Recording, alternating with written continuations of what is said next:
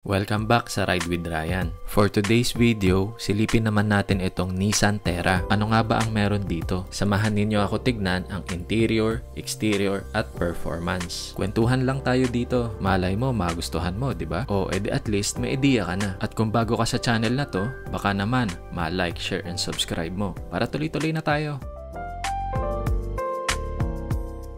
Itong si Nissan Terra, isa to sa mga personal choice ko at isa rin to sa mga competitive lineup mid-size SUV ni Nissan. Ito yung tipo ng SUV na may presence sa daan, rugged at classy tignan. It's a combination na para sa akin. To be honest, hindi ko siya talaga gusto nung una. And then one time, nasa expressway ako at cruising speed, pinagmamasdan ko lang siya sa rear view mirror. Habang tumatagal, dahan-dahan siya nagkakaroon ng appeal sa akin. Hanggang sa naging conscious na ako every time na nakakasalubong ko itong si Nissan Terra. More refined, more relaxed, and sporty talaga siya tignan. Kung pagmamasdan natin siya dito sa front headlight, makikita na itim yung pinaka-housing ng headlight, na yung iba ay tawag dyan ay smoke type headlight, which is equipped ito ng quad LED projector headlight with auto leveling. May tinatawag na din naman itong automatic on and off with follow me home feature, na sinabayan pa ng DRLs or daytime running lights. Yun naman dito sa may ibaba ay equipped na rin ito ng LED fog lamps. Pa-vertical type yung design ng LED fog lamps niya na pinaliligiran ng chrome accents.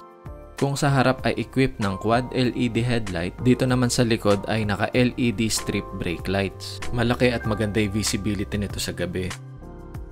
Isa sa kilala sa Nissan ay yung tinatawag nilang V-Motion Grille. Kung pagmamasdan natin yung hood nito, meron siyang paumbok sa magkabilang gilid na diretso yung bagsak niya na papunta dun sa V-Motion Grille na sinamahan pa ng horizontal chrome garnish. Malalaki yung pagitan nung sa pinaka-air vents niya for cooling purposes ng ating engine bay, which is ideal naman talaga, di ba? Para hindi rin masyado hirap yung mga auxiliary fans. Available na din ang skid plate design para dito sa harap at likod. May provision ka na rin dito sa gitna para dun sa magiging rear fog lamps mo. Maliwanag siya talaga kapag kompleto kasama yung rear fog lamps. Damay na din dyan yung dalawang reflector sa magkabilang gilid. Iba pa yung pinaka third brake light mo dito sa likod. Kaya naman pag in-overview natin yung kanyang mga headlight, fog lamps, and LED brake lights, nagka-complement talaga siya sa isa't isa. In addition na dyan yung kanyang mga chrome garnish. Maganda ang kinalabasan niya, lalo na't galaxy black ang kulay nito. May dalawang 4x4 variant itong si Nissan Terra. Yung una ay yung Terra VL 4x4, which is itong nire-review natin. At yung pangalawa ay yung Terra Sport 4x4. Lipat tayo sa harap, check natin yung engine bay. And by the way, before we continue, baka lang makatulong sa inyo. Gusto ko muna magpasalamat dito sa Nissan for allowing us na ma-review itong Nissan Terra 4x4. For inquiries, ibigay ko na rin sa inyo tong contact number. Tuloy tayo! Makikita na equipped ito ng YD25DDTI engine. May displacement ito na 2,488cc. Inline type na 4-cylinder ito na dual overhead camshaft or dock with variable turbocharger and intercooler. May maximum power ito na 190 PS at 3,600 RPM na may 450 Nm of torque at 2,000 RPM. Diesel type engine ito na common rail direct injection. 78 liters ang fuel tank capacity nito. Isa itong 7-speed automatic transmission with manual mode or yung tinatawag na rin nilang sports mode. 7-speed lahat ng Nissan Terra except lang dun sa variant na EL 4x2 na manual transmission. Oh, malinaw yan ha? Tuloy tayo!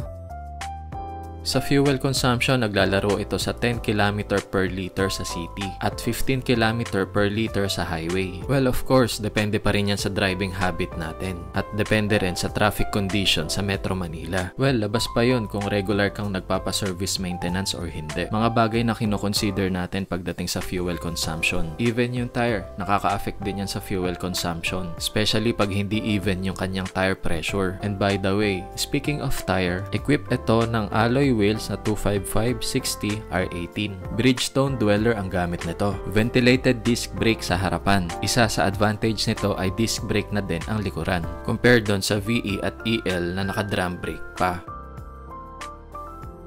Sa suspension ay independent double wishbone with coil spring and stabilizer bar. Sa rear naman ay may 5 multi-link with coil spring and stabilizer bar. Power assisted na din naman ang steering type nito. Patungkol naman sa kanyang side profile sa side mirror, makikita na body color ito. power folding, power adjustable with side turn indicator. Dito makikita sa ilalim ang isa sa 4 na 360-degree camera. Ganito din yung nakita natin kanina dun sa may rear brake lights. Keyless entry na din ito at chrome finish na din yung kanyang mga door handles. Sa bandang itaas ay mapapansin na rin ang kanyang roof rails. Inabang talaga yan para sa mga third-party accessory na i-install dito. Patungkol naman sa overall dimensions niya, meron itong 4,900mm in length, 1,865mm in width, at 1,865mm in height, na may wheelbase na 2,850mm at ground clearance na 225mm, na may vehicle gross weight na 2,720kg. Kung maulan naman at abutan tayo ng mga baha, capable ito hanggang sa 800mm wading depth. Actually mataas yon, kaya hindi ka na rin masyado kakabahan. Kung tatantsahin natin, mga hanggang dito ata kataas yun. Sapat na para makatawid lang tayo sa mga baha kung kinakailangan. Pagdating sa intelligent mobility ay hindi magpapahuli ito dahil equip ito ng lane departure warning, intelligent driver alertness, blind spot warning, rear cross traffic alert, hill start assist, hill descent control, advanced drive assist display, tire pressure monitoring, intelligent around view monitor, intelligent forward collision warning, and intelligent emergency braking. O diba ang dami? Yan palang solve ka na. Labas pa yung safety and security mo. Tulad na lang ng ABS with EBD or anti-lock braking system with electronic brake force distribution and brake assist. Included din ang vehicle dynamic control, parking sensors, and anti-theft system. Oh, maliwanag ah. Tumuloy naman tayo sa interior. Dito sa loob, walang duda na premium talaga ito. Maganda yung combination ng black, red at silver finish. Yung kulay pula ang pinaka nagbibigay buhay dun sa buong dashboard niya. Burgundy red kung tawagin ito. At yung sidings dun sa kanyang mga pintuan ay makakapal yung padding niya. Meaning, soft touch leather ang tatamaan ng siko mo. Sa infotainment system, equip ito ng 8 inches advanced touchscreen display audio. May connectivity na din naman itong Apple CarPlay and Android Auto.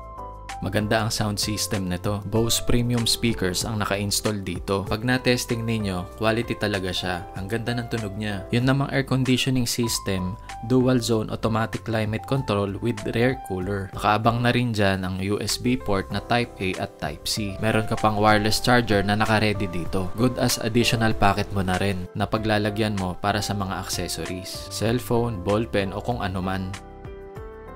Check naman natin itong front seat. Una kong finil dito ay ang kanyang steering wheel. Leather wrap at flat bottom ito. May thumb rest na rin naman. Sa left side nakaposition para sa infotainment system at instrument cluster. Yung sa right side, more on pang cruise control.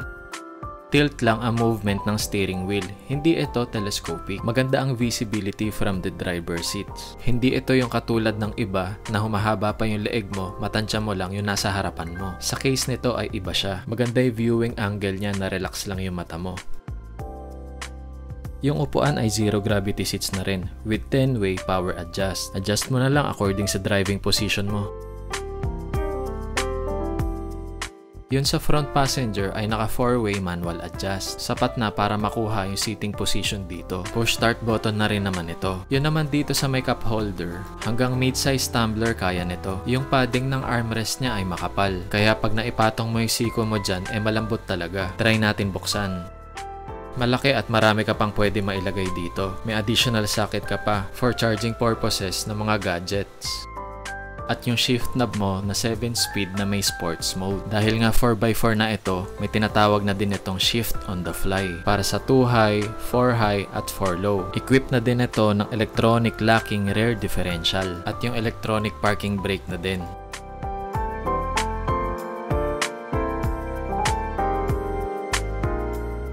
Sa instrument cluster, sa left side nakaposition ang tachometer at sa right side naman ang speedometer. Meron itong high contrast with 7 inches advanced drive assist display. Dito naman sa may overhead, yung switches ng map light at yung pinaka sunglasses holder. Pagdating dito sa sun visor, meron na din siyang illuminated vanity mirror and ticket holder. Ganun na din naman sa passenger side, pero wala ng ticket holder. Okay lang din naman dahil more on driver ang nakakagamit nun. Sa glove box wala namang problema, sapat na para makapaglagay tayo ng documents. intelligent rear view mirror, at yung pinaka-grab handle niya every time nasasakay tayo dito. Ang napansin ko lang dito sa mga grab handle, lahat meron, except lang yung sa may driver side. Parang dito na lang nireposition yung sa hawakan niya. Lipat naman na tayo sa likod. Pagsakay dito sa upuan, una ko napansin dito ay yung sa may ceiling niya. Equip ito ng 11 inches flip-down rear monitor. Kasama na din ang HDMI input dyan dito sa likod. At isa pang USB port. Magkatabi lang sila. Check naman natin itong legroom. Take note, yung sa driver seats, yan na yung driving position ko para sa height na 5'7". Bali kung may sasakay dito na at least 5'7 din, malaki pa yung kanyang legroom. Tamang-tama sa long drive, komportable. Kung bitin ka pa naman sa inuupuan mo, adjust mo na lang ito. Dalawa yan, pati yung sa kabilang side pwede mo rin i-adjust. Pakita lang natin sa inyo.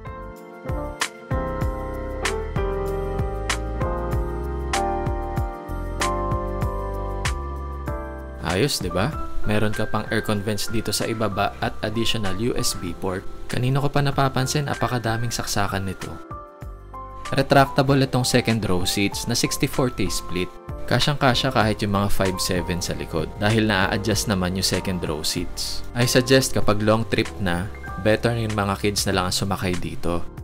Patungkol naman dito sa kanya mga cargo space, malaki at marami ka talaga mailalagay. Hindi lang natin maibaba yung upuan gawa ng mga plastic cover. Ang sigurado ko lang, malaki talaga ang cargo space mo. Siya nga pala, ito pala yung presyo ng pinag-uusapan natin. Kung may additional inquiries kayo, pwede nyo tawagan itong number na ito. Ilalagay ko na lang din yung additional info dun sa ibaba ng description box. Contact number, email address at iba pa. O paano? Napahaba na ata kwentuhan natin. Asahan kita next content ha. Thanks for watching. Bye-bye!